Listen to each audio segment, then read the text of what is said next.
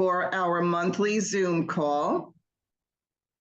I'm Christine Cottagio with Encore Palm Beach County, and I'm introducing our special guest. Jen Harrold is a seasoned HR executive. Some of you may remember her as our guest speaker at last year's Wisdom and Experience event, and she'll be sharing more information about that as we move through the interview.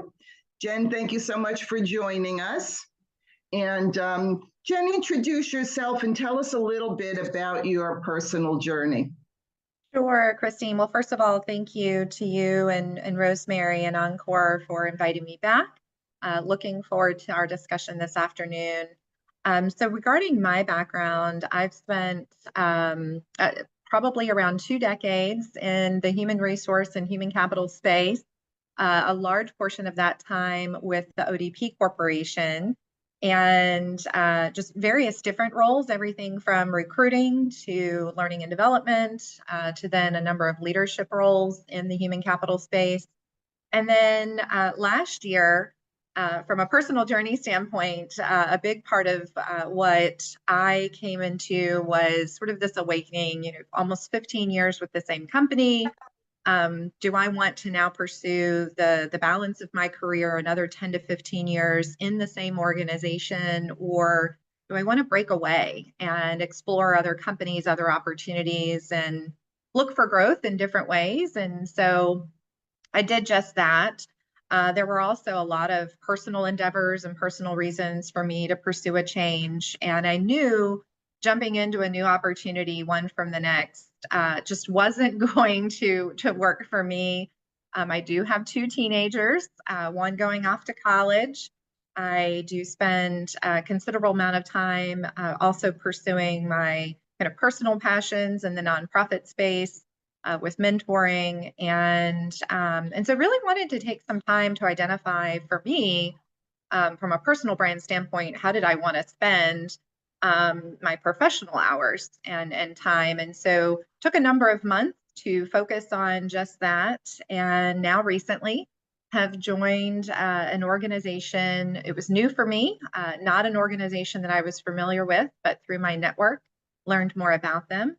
And after meeting with a number of leaders, decided to join New Day USA, an organization now with their headquarters here in West Palm Beach. About 2 years ago, they moved to the Rosemary Square district. If any of you are familiar, there's been sort of this wave of Wall Street South that has been developing and growing here in the West Palm area. Mayor Keith has been a large part of that, along with a number of the business development board members. And their purpose and mission and overall the company really fit into my own personal brand and what I was wanting to pursue, which is a smaller organization, sort of that small to medium-sized business, with a passion for their mission and their own purpose. So New Day USA serves the veterans specifically with mortgage banking, financial products, and financial services. And simply, our purpose each and every day is to put veterans in homes. It is a for-profit business, and so that is also important to me, that we make balanced business decisions and that we keep in mind all of the sort of shareholder groups or stakeholder groups so that we partner with. And ultimately, I think this sort of blending of passions of the veteran community with a role that I can bring forward, the HR knowledge and experience to the organization to help them continue to grow, really fit from a personal brand, professional brand standpoint. And happy to say, I think about 50 days in, if I'm counting correctly. So far, every day, I continue to kind of revalidate why I joined the organization. I should add that as part of the role of head of HR and communications, I also am leading up our efforts with the foundation. So the New Day Foundation, which is the charitable organization that the board leads, and that just truly aligns with kind of my heart's passion. So. Wow, that's a big shift. Very, very big shift from large Fortune 250 corporate, 20,000 employees to now under 1,000 employees and 3 offices and just more free enterprise and a lot of entrepreneurship, a lot of ownership at the C-suite level, and just, yeah, very, very different and exciting all the same. Well, much good luck to you there. Much good luck. You hit on a few good points that I think are very valuable for some of the people listening in making career moves. And so how did you transition from that career level position to your personal journey? What are some things that you had to do to adjust? Yeah, that's a really great question. And I think how it unfolds for everyone might ultimately be different, though the mechanics, sort of the items that I think are crucial and important. One, it is knowing, or if you don't quite know, which I thought I did know what my story was and what my passions were and how I wanted to spend my life's work, because I thought I had been doing it for 15 years. And frankly, I had. But ultimately, my purpose had changed and what my goals were changing, and I needed to pause and really reframe that. So I think it's important to understand what is your story, and ultimately, how do you want to spend your time professionally? How do you derive happiness and purpose and that sense of success? Really defining that for yourself in very specific ways. What is the type of work that I want to do and own? What is the level of ownership and responsibility that I want to have? What is the kind of company? Is it a large enterprise? Is it a public company, a private company, a nonprofit organization? Really answering for yourself all of those things, or at least those were kind of the mechanics that I navigated first, before I even started to network, because networking with people to just let them know that I was open to the market and ideas and opportunities was great. But then I would spend my time talking to everyone and not spend my time talking to the ones that were aligned with the opportunities that I would truly want to pursue. So it was defining the personal brand first, followed by the networking. And it was really hard, especially with my personality and wanting to help people and wanting to make connections. That sort of is just always been natural to me. It was hard to acknowledge the network introduction or referral and still tuck them away politely, respectfully, and let them know that that was probably not an opportunity I would be interested in pursuing, but maybe if I could make a connection for them to someone else, I could. But not investing that 30 minutes in that networking conversation for myself. That was difficult at first, but it was important because I needed to spend the energy where I knew the opportunities would come that would work for me. I think that's something really valuable that you shared, because I think most of the time, and you and I had this conversation earlier, people are just taking a job because they need a job. Well, and they sure. don't take that time in between to really understand what they want, what they bring to the table. I remember years back when I was interviewing, I was always told, remember, you're interviewing too, Yes.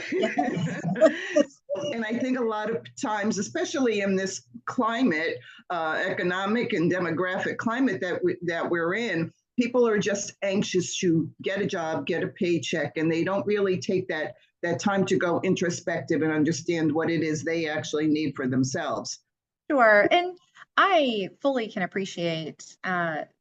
I mean, it's a reality that many, and I would say probably most, are in a position where if they're not working, finding residual income is most important, and perhaps sometimes does trump the advice that I've shared.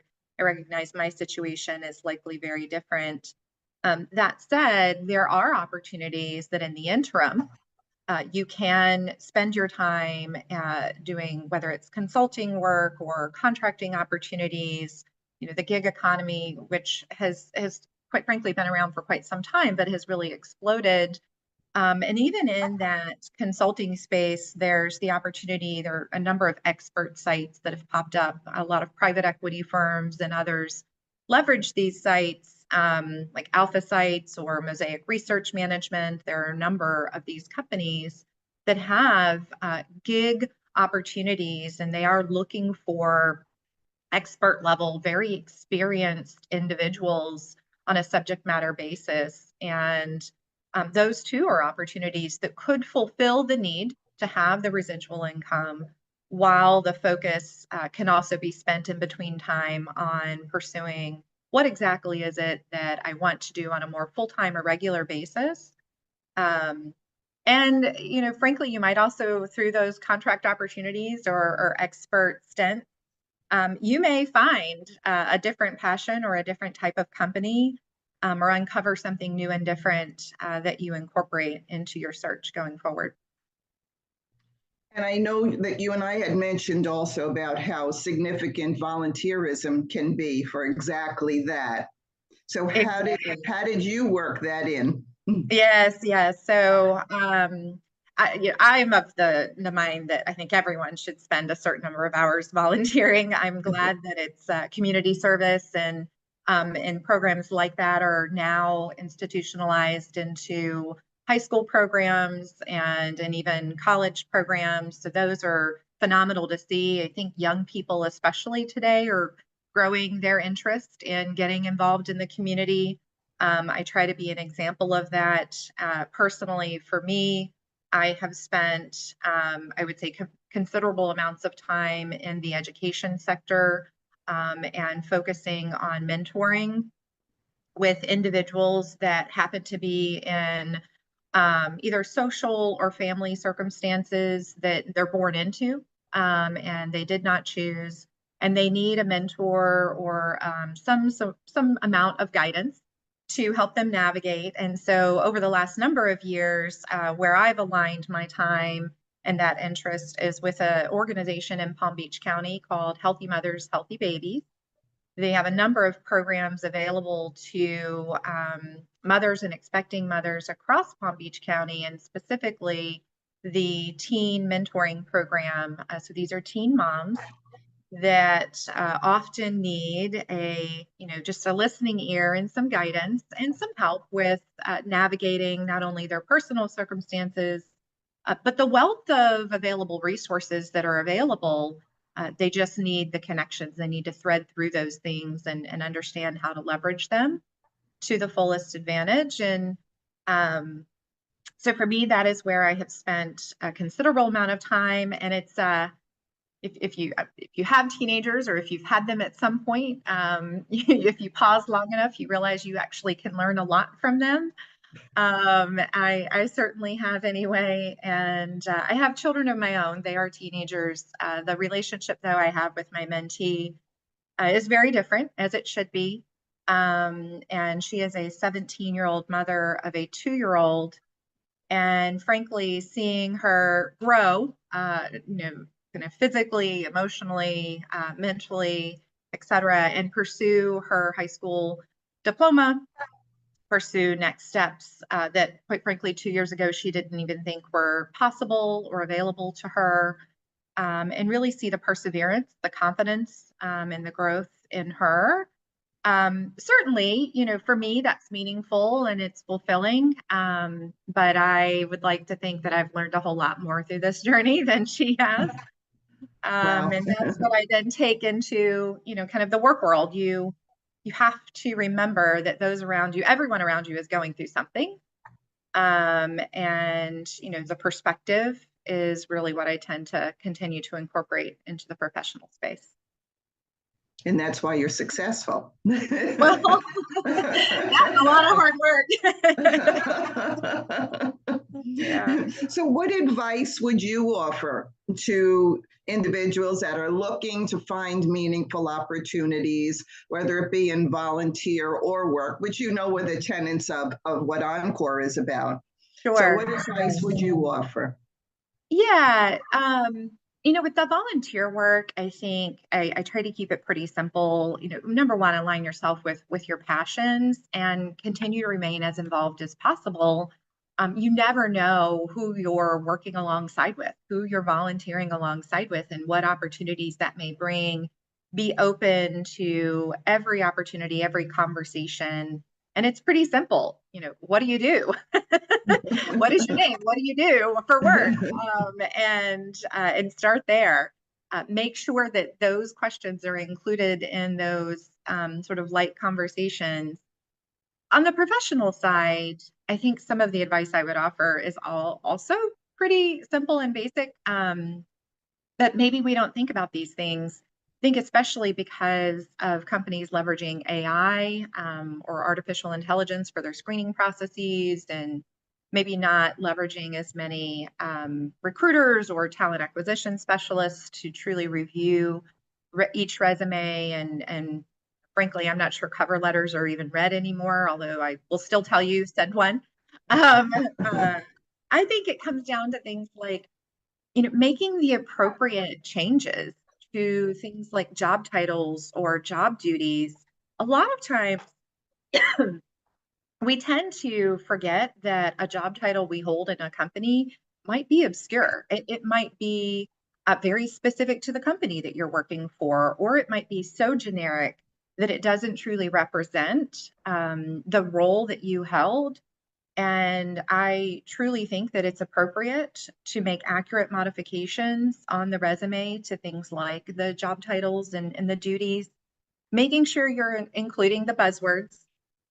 And if you don't know what those might happen to be for your role or discipline, all it takes is look at a few job descriptions on Indeed or on Monster, on Google, and leverage that AI that we sort of just negatively refer to to summarize and identify the top 10 buzzwords in these 5 job descriptions.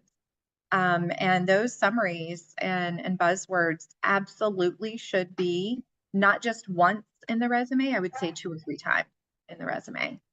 And then other things too, years. A lot of times we tend to include months and year. I think it's okay to just include the years, especially if you've had some purpose and some different changes that occurred or frequent changes that occurred. I think just years are fine. I also think that, leaving off the details, especially on your education, and maybe I'm sure we'll get to this in terms of the age bias that's very prevalent in the workforce today. It's very tough to navigate that, and making sure that you're not allowing AI or even an individual to discount your application or your resume by making assumptions. I think also making sure that, if your education is included, that's great. Why include the year? I dropped the year of my own degrees from my resume as I started my networking and search in the last 6 months. So how does someone navigate the tracking systems, the applicant tracking systems? How does that work? Got to find the manager. And I run a recruiting team here. I ran recruiting teams prior in prior roles. And as much as we relied on postings and applications coming in, and I'd say even more so with the current company that I am a part of, the conversion rate of hires is significantly higher, like 8x higher for referrals and manager submissions. And so those come from networking, those come from current employees, those come from individuals reaching directly to managers to express interest in roles. And one might ask, well, how do I know who the hiring manager is? And I think navigating the networking really, when I ask someone, hey, what is your name? Okay, what do you do for work? Well, how long have you been there?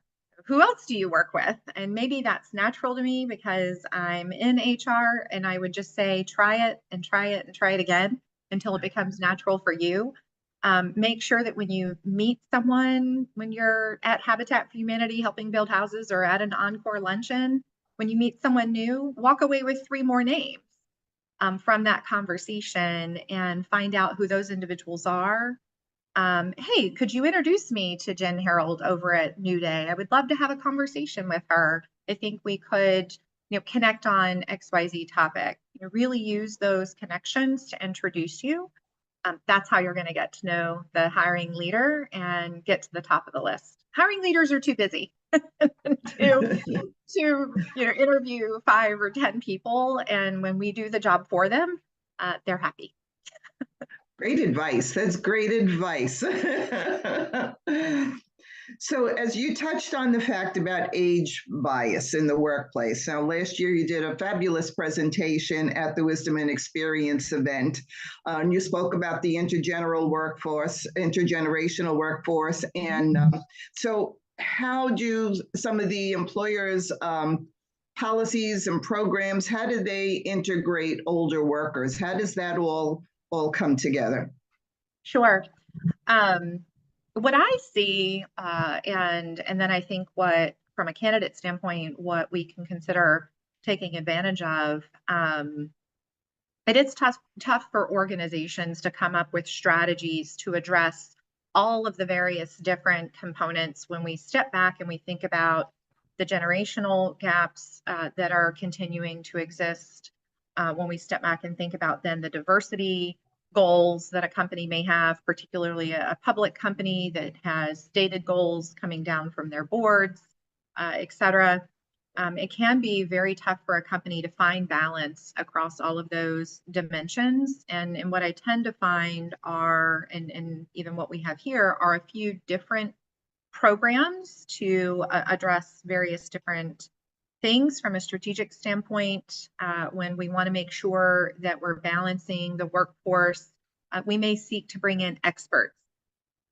And so we may seek to bring in individuals, and oftentimes those are for a very specific need, a very specific purpose, and either consulting or contracting to our business. And even just in my short time with my company now, we've already done this, or approaching the second hire anyway, where we are bringing in very specific talent that are experts. And by expert, that means, if you were translating that, 30 plus years of experience in the industry with very specific knowledge. And in these 2 cases, it's 40 plus years of experience that these individuals are bringing in.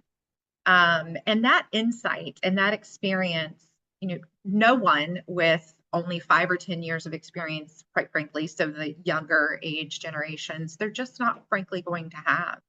And so finding those opportunities where companies are bringing in those experts, oftentimes it's not full-time. It is through a consulting opportunity. And so it's really thinking about and understanding, what are companies looking for and how are they bringing in that talent? And then how do I market myself to be just that and to fulfill, that profile for the company from a recruiting standpoint. I think, what that looks like then is, again, through the networking, we have to ask ourselves a few tough questions. Do I want the big job? Do I want the big title? Do I want all of the responsibility? Or is there a specific aspect of that role, meaning that expert capability, that I want to focus on?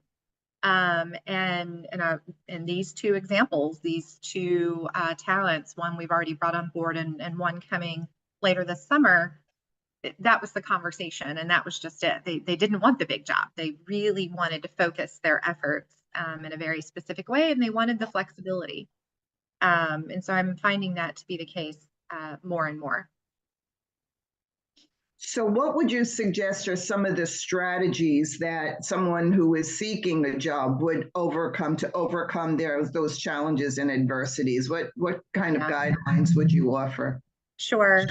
I think finding out if you're relevant. So is the resume profile, the LinkedIn profile, going back to some of those modifications that are appropriate, is that working for you? Is that material, that representation of what you can bring to an organization, is that working for you? And what I mean by that is it showing companies that you have 30 plus, 40 plus, 50 plus years of experience and you can be all things to everyone? Then we might be missing the mark. So I would start first with, are you relevant? Are you doing what you need to do to appear relevant? And that might mean, and I just went through this, I had 3 versions of my resume. Now my LinkedIn profile, just one version. So I kept it very high level and not too specific. But the resume, on the other hand, that I developed, I had 3 very different versions. That does take work. It does take an investment of time. And even though I come from an HR background, I found it the hardest thing that I've ever done. Having to put my own resume together. And so I got feedback. I got feedback from people that you probably wouldn't, you would be like, why? I mean, my sister-in-law, who is a stay-at-home mom, hey, look at this. I don't know. Tell me what you think. And my husband, because he's my best friend. But beyond that, it was some peers that I've worked with in the past, a longstanding friend of mine who's a marketing executive. I got different perspectives and I got feedback. I wanted to know if my resume was relevant for what I was looking for. So I think you have to do the work up front there. And then while you're networking, making sure that you're having that conversation and you're sharing your personal brand, you're making sure that you remain relevant. And then, I think I shared it already, but at some point you really have to ask yourself, is it the big job that you want? Then make sure you focus on that. Is it perhaps time to look at consulting or contract, becoming a coach, which, Christine, I know you've done that. Is it owning your own business? What is it that you think you want to do next with your experience and qualifications? And again, it comes back down to being relevant, and sometimes being in the right place at the right time, meeting the right networking contact, for sure. And I'm sure there's a little luck and serendipity into it as well. But if a majority of your effort and energy and focus is submitting resumes through portals, through the ATS, and applying for jobs and waiting to hear back, sadly, I see that working less and less, and the contacts and the networking and the conversations working more and more. And you mentioned earlier the personal brand. Yes. As you're working. And I think that's sometimes neglected. We kind of take for granted the community that we're involved in our workplace. That's and right. Yeah, and you and I were discussing that earlier. I mean, that can be a saving grace if something does happen to your position, because there are people that already know you, know how to work with you, know what you bring to the table, and that's probably in the same industry. So that is, I think, part of the biggest things, even in the coaching world. That's something, you learn early on, is developing your personal brand. So, which I remember going back a number of years, nobody talked about your personal brand. You just worked a job. So, right. So I think that's a valuable piece of information that you shared. So from the employer's perspective, how do they support, or how can they support an aging workforce? You touched on some of them, but can you go a little bit more in depth? Sure. So I think first and foremost, partnering with organizations such as Encore and the Business Development Board. There are other sort of government access opportunities as well, but I think organizations partnering in the local community and then for larger enterprise, finding opportunities to partner locally is critically important. So I'll give you sort of 2 perspectives. My prior company was large enterprise, multiple locations, over 1,000 locations. And so you can't imagine an organization developing deep relationships with the local entities in that many locations. And so we leveraged the associate resource groups. Those were groups that were very focused around a specific cause. There were more than a dozen of them in place. And one of those groups was more focused on, it wasn't necessarily age specific, but the individuals who were in this group identified with among themselves with individuals that were more in an aging workforce population. And so they really kind of from the bottom up raised all of the opportunities that we could have in place. And then essentially there's sort of a core group at corporate, and then they had the extension groups out in what we refer to as in the field, but out in all of our local market, not all, many of our local markets.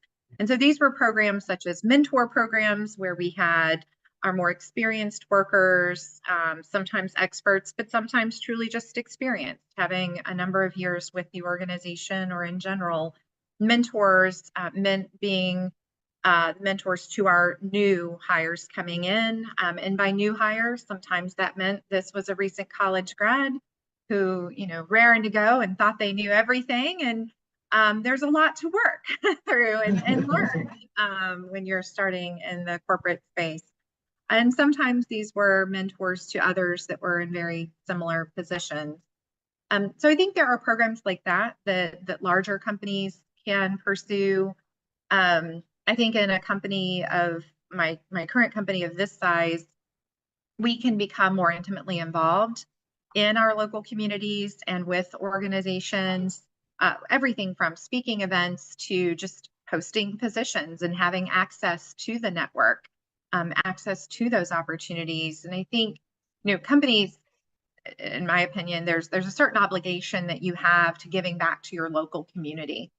And I know that's a big focus for New Day, where we do, in my role even, I spend a considerable amount of my time with community partners and understanding the ways in which we can give back locally and partner locally. So I think that's one of the top avenues that an organization can pursue. But it goes back to also what are the goals of the organization and how do they set out to make sure that their workforce is diverse across all of those dimensions. And I recognize, especially sitting in the roles that I have sat in, that's a difficult challenge when you start to add it all up across all the dimensions. Wow, that's a lot. It's a lot. I feel like I'm getting very academic there for a minute. Thinking about our diversity goals. Sometimes it's hard when you haven't been in the corporate realm to understand the depth of what actually transpires in decision making and hiring and things like that. So when you speak about it, you realize that it's quite involved. So yes, your resume might be sitting on a pile of 1,000. Unfortunately, that's the case. I mean, I have truly seen instances where we've posted positions and within days, hundreds of applicants have come in. And, imagining a recruiter that might have 20 different roles that they're supporting with maybe 10 or 15 different hiring managers. And if at least half of those have 200, 300, 400 applicants, sadly, but the truth is they're not looking at every single resume. And that is where the introduction of AI has certainly helped.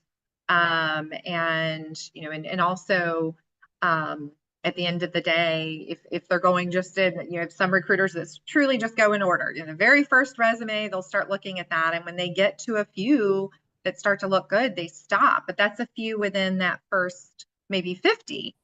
And maybe you were 51 or 101, whatever that cutoff might have been. And ultimately, that's where the networking really does play a significant role, I would say, especially in today's job market. And so how would you identify, if you could, an experience, something that helped you and guided you through that transition, some personal experience or person or something that really influenced your decision in your career transition? Sure. So there's two, I would say, and this might entirely surprise everyone. So one individual that throughout my life has always been a force of influence from the early days, my grandfather. But the specific kind of inflection point and the realization of needing a change was prompted by my daughter. So for me, they were both very personal. So my grandfather was in the air. Well, he grew up on a working farm and ultimately was a farmer for many, many years in North Carolina, tobacco and corn. But he was in the Air Force. And when he got out of the Air Force and came back home, he was an engineer on the Seymour Johnson Air Force Base in Eastern North Carolina, and he was a farmer. And he was, so many other things. He was a secretary at church. He wore many hats. I was raised by my grandparents. And I mean, I can even remember he would sit at the kitchen table and balance his checkbook to the penny on Sunday. And if it was wrong, he was calling the bank or showing up on Monday. Like, just he taught me a lot without ever lecturing. I don't remember ever getting a lot of words out of him. So still a lot of observation that I learned from him. That my grandmother did most of the talking. So he sort of has always been in the background, even to this day, and he passed 14 years ago. But my daughter was truly I guess the force that last year, and it was just a number of different conversations with her, becoming a teenager at 13 and going off into 8th grade, and we took a trip together with some other moms and some kids, a long trip, 2 weeks, and it was conversations we had on that trip that really stopped me dead in my tracks.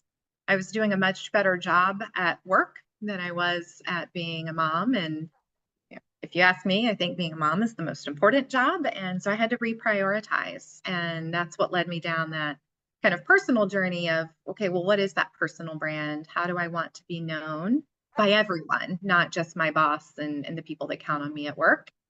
And then how do I reinvent myself to make that happen, basically? So those were sort of the two influences for me that have significantly influenced me both personally, but also professionally. But I think in terms of shaping my perspective and making transitions, going through my career, even for many years at ODP, I have a leader in mind that early on in my career, Maggie Prado is her name, but she was one of the first more senior leaders that I was exposed to. And that was only a few years out of college. And I just remember her investing in me and believing in me when I didn't believe in myself, and things would constantly change, or she would give me new responsibilities and new roles. And I think just being ready for that change, even if I didn't know what was around the corner, those were the kinds of experiences that really shaped me early on to remind me that that's important. And that has stayed with me to this day, being ready for just about anything. You may not always know what to do, but you got to just pause, take a deep breath, and start asking questions and ask smart people some smart questions. Those were the kinds of things that I think have helped me along the way. Fabulous. That's fabulous. You not only express the importance of intergenerational relationships in the workforce, but how valuable they are in life. Yes. I've seen that in my own life as well. And it really does kind of take us home, doesn't it? It does. It does. Yes. I know the adage is probably overused, but with age comes wisdom. I mean, truly. And if I could still ask my grandfather questions, I would. I always seem to know what to do, but there's a reason for that. He had experience. Exactly. Great information you've shared, and valuable information. We're going to open it up now for questions. I'm sure there's a few questions here. So please unmute yourself if you have a question for Jen. Give her a chance to get a drink of water. Karen? Thank you, Sharon Roberts, Christine. thank you. And thank you very much for sharing your wisdom. Very impactful and meaningful and touching, and we appreciate it. I wanted to just share something about experience that's not a pleasant topic per se, but it's something to keep in mind. Just today in the radio, I was listening to the gentleman who's the head of Boeing Corporation, and he was having to testify before Congress as to why their safety record is as poor as it has been for years, and even more so recently. And he just flat out said, we lost a lot of experienced workers during COVID, and we've had to hire a lot of less experienced folks. And, that was kind of was quite a wake-up call, because experience can be a matter of life and death. And we don't think about that, sometimes. And, so there's so many aspects of having an experienced workforce, which I know you're very supportive of. And so I guess my question would be, it is a difficult transition companies are facing with people leaving or wanting to mentor or take less responsible opportunities or whatever they want to do. I don't know that we see the commitment on the training side, the upskilling of the newer folks. And yes, there's partnership programs, et cetera. But it takes time to develop that level, that deep knowledge that you've spoken about. So just wanted to hear your thoughts about how companies can ramp that up a little bit quicker for all of us. Yes, I think you are spot on, Karen. And I probably heard the same or similar news update this morning. And I agree. It was jarring to really think about how real that was for certain families who experienced their own family members on either one of the flights that occurred several years ago, the crashes anyway from those flights. And to your very point, there are companies, and I probably shared this example at the Wisdom Conference last year, like BMW and others, that have invested heavily, and I mean in the millions and tens of millions, in the kind of training and upskilling necessary for their workforce. Because frankly, what you see are as the aging workforce and the experienced workforce, and some of those skills are really growing out of the workforce and out of organizations. And those same skills are not being pursued, even if available teachings are there. They're either not being pursued, or the available training and teaching is just lacking. And I think it's, a couple of things from a local education system and statewide legislation and education systems have personally, I believe, and have a responsibility to make sure that upskilling and training is happening, that journeyman opportunities in trade schools are accessible to students, and that those job opportunities are accessible, and that wages for those job opportunities are not just livable wages, but are something that they can support their family with. So there's a lot of legislation that I think needs to be addressed on that end. And then for corporate and for companies, I think there's an opportunity and a responsibility, to your very point, to ensure that there are either programs in place to retain workers and knowledge, and have knowledge transfer of those workers occur, and transition plans in place. And, I think, unfortunately, a lot of the focus starts to shift to production and speed and the dollar, and not necessarily the quality and the safety that you're speaking of. And, that's why you do see sort of the oversight organizations, whatever those may be. There are many of them, even beyond things like OSHA and others. The oversight organizations do tend to come in and do their audits. And so then you do have leaders and teams who spend time sort of proving what they're doing right, and how they mitigate against what they're doing wrong. And so that time, those resources, the dollars, I think can be redirected into training programs, though expensive. So the company I've joined here, they recently, before I even joined, made a significant change in their training. What was once a 3 to 4 week program for new hires coming in, there are 2 specific areas where licensure is required. The training was once 3 to 4 weeks, and we've just shifted to be 6 months. And it was a significant investment. And also it was a very smart long-term business decision, because we needed to ensure that the knowledge and experience was in place. And even those coming in with experience are going through that same kind of training, because it does help us from a compliance standpoint long-term. But I recognize that, not every company is making the investment today for what's needed longer term, for sure. But I think it's education and legislation sort of at the local level and statewide level, which of course, there's wide variances there. It's livable wages and training, and not just livable wages, but wages that can support a family. And that's through legislation, which is starting to occur. And then it's the responsibility of companies. And I think for public companies, the shareholders, certainly need to speak up there. Great Thank you. insight.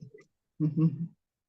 And Sandy, thanks for sharing your knowledge. My every day is always a new day. I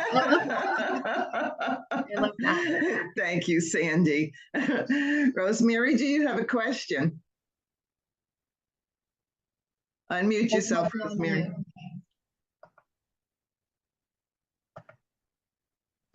Okay. All right. Can you hear me? Yes. You know I have a question. I always have a question. And sometimes the questions are uncomfortable questions. Particularly, I wanted to, I have so many questions, but I really don't want to take up other people's time if somebody else has a question, but I don't see hands up. So I will go ahead till you shut me off. Go ahead. Okay. Your last comment, Jen, about the training and upskilling and the attempt to, on the part of some employers, to retain the knowledge and experience of older workers, reminds me that over the last 40 years, I'll just speak from a personal point of view, I have watched in our economy, employers go from taking, and I think this business about Boeing is very pertinent, going from taking pride in doing jobs well to making profits fast. Mm-hmm. And I would defy anybody to dispute that. I mean, it's pretty obvious. It is. And I think employers have a problem, and I think to a great extent they brought it upon themselves. So having said that, there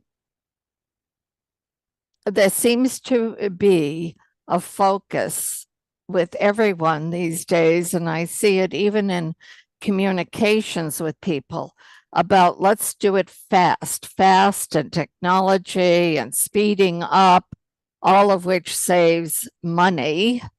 It's very frustrating because there's no time for reflection. There's no time to do it right.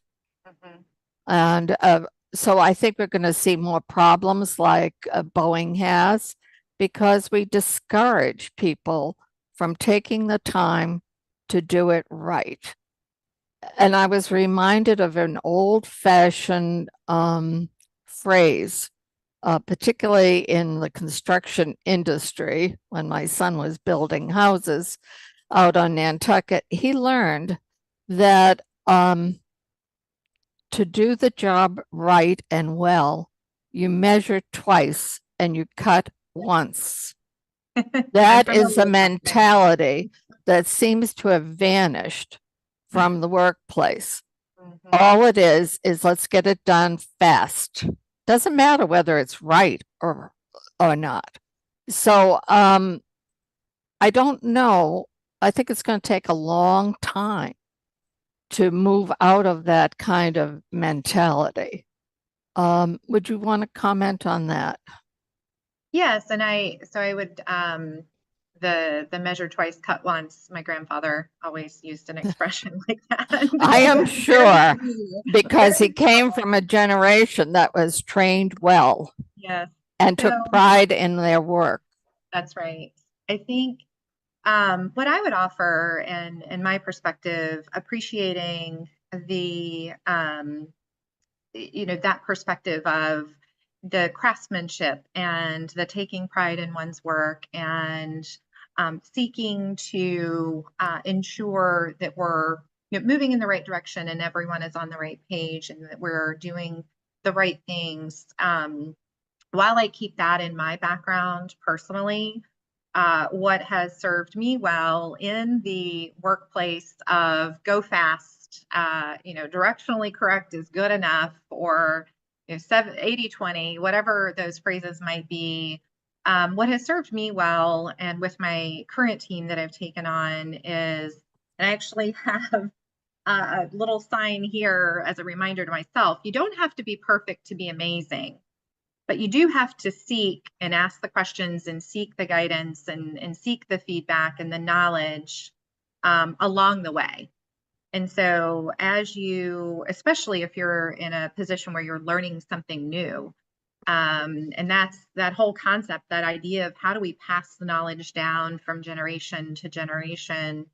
Well, it's only going to happen if people have the sort of psychological safety, the mindset of understanding that they're not going to be perfect the first time, but when they make mistakes, that builds character, and be willing to ask for the feedback and the guidance and the course correction, and work through it. And where do I have time, to fumble and make mistakes? I allow that when I assign work and projects, versus where do we have a deliverable and we need to get something done. I will rely on a more experienced individual and bring people along. And in recent years, follow a lot of advice of experiences I've been a part of where I might circle back. And so if you kind of were strung along and you didn't really know what was happening, I still need to make sure we circle back with you, because next time I need you to be ready, and I need you to have certain knowledge to work with. So trying to, I guess, find in that continuum of go fast and be bold and blazon, and we might make mistakes along the way, and certainly, I think when we see the mistakes of the level of Boeing, it's significant enough we should be wanting to pause. But then on the other end, of seeking to get things right, how do I find a way in the middle? And I try to view that through then the generational differences, the diversity differences of a team coming together to work together, sort of creates that continuum place in the middle. That's just thoughts that I would offer in terms of how I seek to lead and bring people along and make sure that someone less experienced, not always younger, but just less experienced on a topic, are learning along the way. Because I'm only as successful as the least successful person on my team, not the most successful one. You also used a phrase which I hadn't really understood, I don't think. Associate resource groups. Mm-hmm. Would you clarify that a little bit? Is that with relationship to your current employer and what they are trying to accomplish in this area? Yes. So, and thank you for asking about that, because that sometimes can be a little obscure. I talked about avoiding that on resumes. So some companies might call them employee resource groups.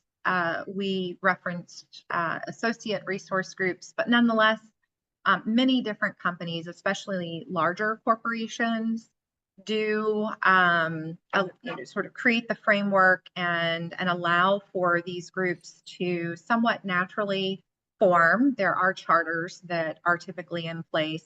There's usually a leadership body, such as a diversity council, or sometimes HR and executive sponsorship, that will guide these groups and also help them to accomplish their goals. But you might see different resource groups that are associated with different aspects and dimensions of diversity. And that wouldn't just be the factors that we can often observe and see with our own eyes, such as skin color or age, race, et cetera.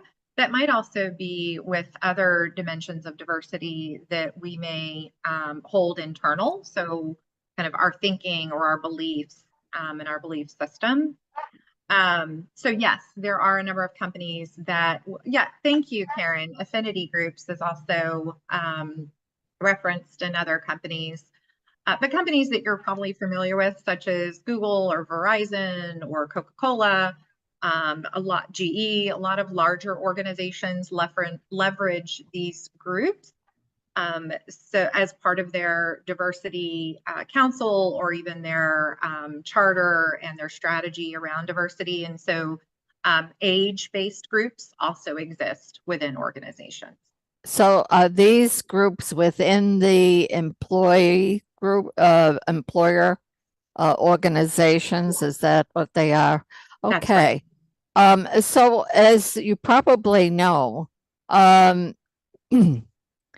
and you've talked about the difficulty of people finding employment.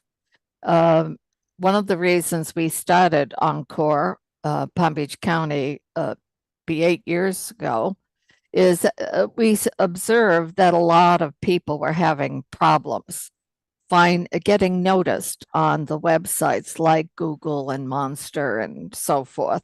And we all know that there are the algorithms that discriminate against people over 50 and so forth and so on.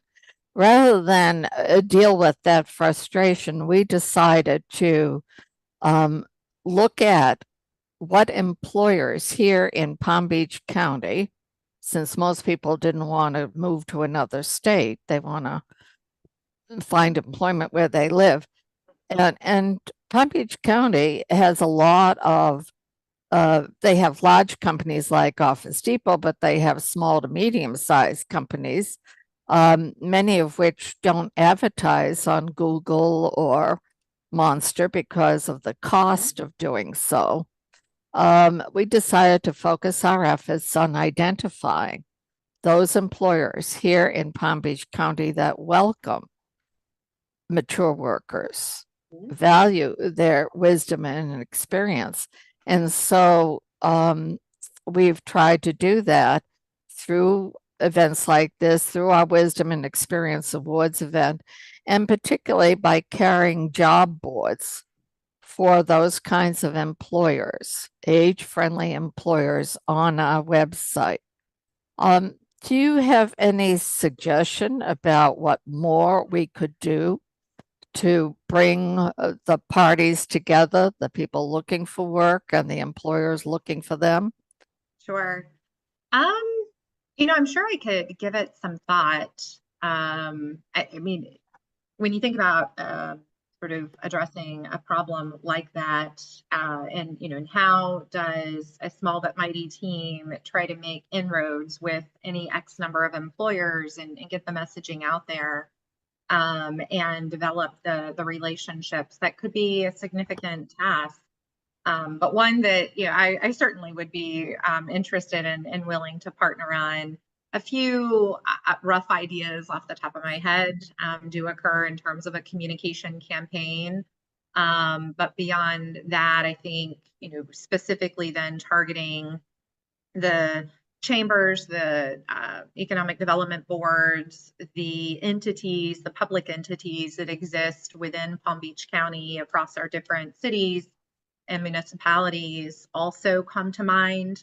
I just sat in on a business development board meeting last week where we spent an hour and a half, business leaders and the academics, the university presidents and business colleges. We were trying to identify the skills that where we find are lacking or that are a gap, and feeding this information to our local universities to inform them on their future programs that they will have in place. And that was just one opportunity. And I could see the opposite end of that would be, how do we find the employers that perhaps have programs that we just need to link up to other entities such as Encore and develop those inroads, those relationships. I mean, from that meeting, I had 3 more meetings. So again, the networking. So those are just rough ideas. I just noticed the time, and Christine, I probably should have told you I was going to need to run right at around 1 o'clock. But either way, I would love to continue that dialogue and conversation, just because I have gotten more involved here locally in Palm Beach County, and also it's, a big personal pursuit of mine. You can count on hearing from us, Jen. Perfect. Okay, Jen, I know you wanted to leave us with a couple of tidbits before you go. Yeah, I mean, ultimately, the few things that it's with any audience, and really, it's, you've got to be willing to, what's the upside, what's the positive, what can I learn from this? And that's hard to do sometimes when you feel like you've been sort of on the low end of the totem pole, or the stick, or the bad news for a long time. So keep a journal or write it down, and remind yourself. It's kind of like that whole idea of gratitude journal, but keep the positive in mind. Be willing to take the opportunities, even if you're not quite sure, or even if it isn't the big role or the big job. If there's something else, you never know what door it may open up. And then, if you're not already, I would encourage you to give back to your local community through some form of community giving, nonprofit space specifically. And again, don't forget to use that as an opportunity for the networking. What is your name? What do you do? Who do you know? Who else do you work with? It's pretty easy. And it works for me. You've shared a lot of great information. Thank you so much for being here. And we look forward to being in touch. Everyone's saying thank you. So words of wisdom. Yes, Susan. Yes, definitely. Thank you so much, Jen. Much good luck in the new position. Thank you. Take care. Talk to you soon. Bye-bye.